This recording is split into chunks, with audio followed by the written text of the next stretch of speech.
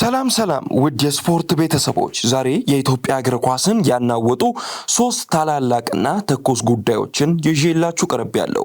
ከወልዋሎ ታሪካዊ የዋንጫ ድል የአቀባበል ዝግጅት እስከ ሲዳማ ቡና ታላቅ የገቢ ማሰባሰቢያ የቴሌቶን እቅድ እንዲሁም ደግሞ 9 የፕሪሚየር ሊግ ክለቦች ስላስጨነቀው የአሰልጣኝ የኮንትራት መገባደድ ጉዳይ በሰፊው እንነጋገራለን። እስከ መጨረሻው አብራችሁን ቆዩ።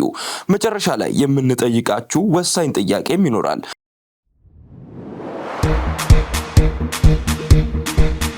በቅድሚያ ወደ ሰሜን እንሂድ። የኢትዮጵያ ጥሎ ማለፍ ዋንጫ አሸናፊው ወልዋሎ አዲግራት ዩኒቨርሲቲ የፊታችን ሐሙስ በአዲግራት ስቴዲየም እጅግ ደማቅና ታሪካዊ የአቀባበል ስነ ስርዓት ሊደረግለት ነው። ይህ ዝግጅት በክለቡም ሆነ በክልሉ እግር ኳስ ታሪክ የመጀመሪያ የጥሎ ማለፍ ዋንጫ በማንሳታቸው የተዘጋጀ ልዩ የደስታ መግለጫ ነው። ወልዋሎ ባለፈው ሐሙስ ሲዳማ ቡናን 2-0 በሆነ ውጤት አሸንፎ ታሪክ መጻፉ ይታወሳል። የከተማው መስተዳደር የፊታችን ሐሙስ ለሚደረገው አቀባበል እጅግ ደማቅ እንዲሁም ለነዋሪውም ለደጋፊውም ጥሪ አቅርቧል። የክለቡ ባለቤት የሆነው አዲግራት ዩኒቨርሲቲም ለቡድኑ አባላት ልዩ የገንዘብ ሽልማት ሊያበረክት ነው። ይህ ብቻ አይደለም። በአሁኑ ወቅት የከተማው ተወላጅ ባለሀብቶች በደስታ ብዛት የ2 ሚሊዮን ብር የገንዘብ ሽልማት አበርክተው ለተጫዋቾች ተከፋፍሏል። በትላንትናው ዕለት ደግሞ ድንቅ ስራ የሰራው ዋና አሰልጣኝ ግርማ ታደሰ ከክለቡ ጋር ውሉን አድሶ እንዲቀጥል እነዚህ የከተማው ባለሀብቶች ትልቁ ሚና ተጫውተዋል። ወልዋሎ አገሩን ወክሎ በአፍሪካ ኮንፌዴሬሽን ዋንጫ ላይ መሳተፉን ስላረጋገጠ አሁን አዲግራት ከተማ ሙሉ በሙሉ በደስታ ማዕበል ውስጥ ናት።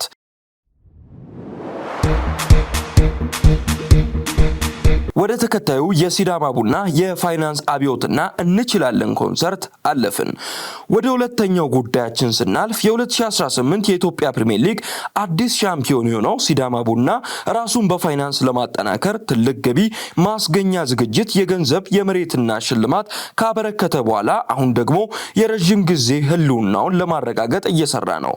የመጀመሪያ ዝግጅት በቀጣይ ሳምንት መጨረሻ በሐዋሳ ተያይዞ የሚዘጋጅ ሲሆን የሲዳማ አርቲስቶች የሚሳተፉበትና እንችላለን በሚል መሪ ቃል የሚካሄድ ታላቅ የሙዚቃ ኮንሰርት ነው። ሁለተኛው ትልቅ ገቢ ይገኝበታል ተብሎ የታቀደው ደግሞ የገንዘብ ማሰባሰቢያ የቴሌቶን ዝግጅት ነው። በዚህ ዝግጅት ላይ የክለቡ ታላላቅ ባለሀብቶች ተቋማት ይሳተፋሉ።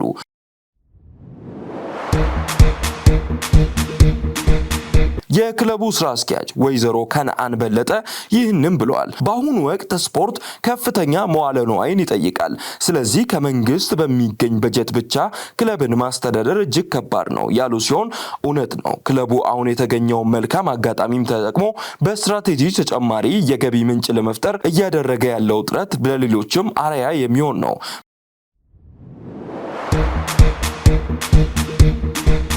በመጨረሻም የፕሪሚየር ሊጉ የአሰልጣኞች የኮንትራት ፍልሚያን እንመልከት።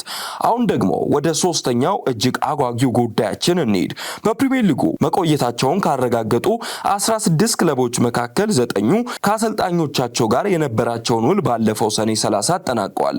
አሁን ማን ከማን ይቀጥላል የሚለው ጉዳይ የሰሞኑ ዋነኛ መነጋገሪያ ሆኗል። በብስራት ሬዲዮ ስፖርት ዝግጅት ክፍል የዳሰሳ ጥናት መሰረት ውል ያላቸው 7 ክለቦች ብቻ ናቸው። ከነዚህ ውስጥ ኢትዮጵያ ቡና ቀሪ ውል ቢኖረውም ከአሰልጣኙ ጋር በስምምነት ተለያይቶ የአሰልጣኝ ገብረመድህን ኃይሌን ዝውውር በመፈጸም የመጀመሪያው ክለብ ሆኗል።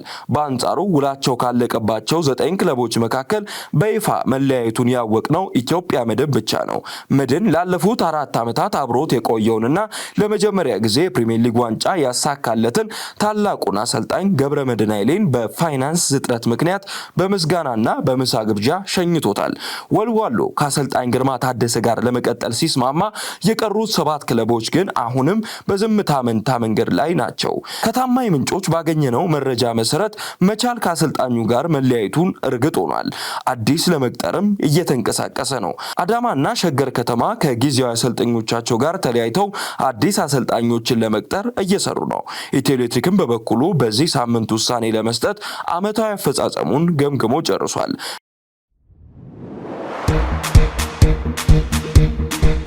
እንግዲህ በቀጣይ ቀናት አዲስ አሰልጣኝ ይሾማሉ ወይንም ደግሞ ውል ያድሳሉ ተብለው የሚጠበቁ ክለቦች ኢትዮ ኤሌክትሪክ፣ ሸገር ከተማ፣ ፋሲል ከተማ፣ ሀዲያ ሆሳዕና፣ አዳማ ከተማ፣ የኢትዮጵያ ንግድ ባንክና ኢትዮጵያ መድን ናቸው። ውድ ቤተሰቦች ከላይ ከጠቀስናቸው ክለቦች መካከል ማን አዲስ አሰልጣኝ የሚሾም ይመስላችኋል? የተኛውስ አሰልጣኝ ከክለብ ወደ ቤት ሲገባ፣ የተኛውስ ከቤት ወደ ክለብ ይመለሳል? የእናንተን ግምትና አስተያየት አሁኑኑ በኮሜንት አጋሩን። ቪዲዮን ላይክ፣ ሼር እና ፎሎ ማድረጋችሁን አትርሱ። በቀጣይ ቪዲዮ እስከምንገናኝ ቸር ይግጠመን የምላችሁ መላኩ ወልደሰንበት ነኝ። መልካሙን ሁሉ ለእናንተ ይሁን።